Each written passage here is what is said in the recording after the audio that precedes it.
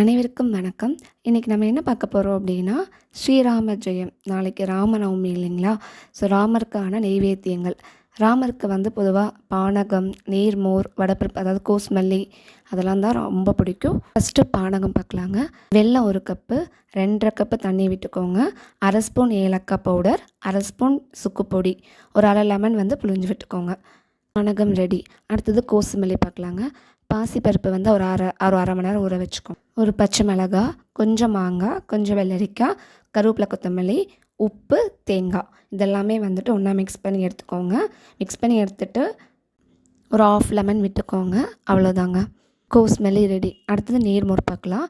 ஒரு மிக்சியில் வந்துட்டு இஞ்சி, பச்சை மிளகாய், கருவேப்பிலை, கொத்தமல்லி, தயிர், உப்பு அதெல்லாம் பிளெண்ட் பண்ணிவிட்டு உங்களுக்கு தேவையான வெள்ளரிக்காய் கொஞ்சம் மாங்காய் போட்டுட்டு மிக்ஸ் பண்ணி எடுத்துட்டிங்கன்னா நீர்மோர் ரெடி. ரொம்ப எளிமையான நெய்வேத்தியம் தாங்க. ட்ரை பண்ணி பார்த்துட்டு சொல்லுங்கள். Thank you. Like, share, subscribe, bell ஐகானை கிளிக்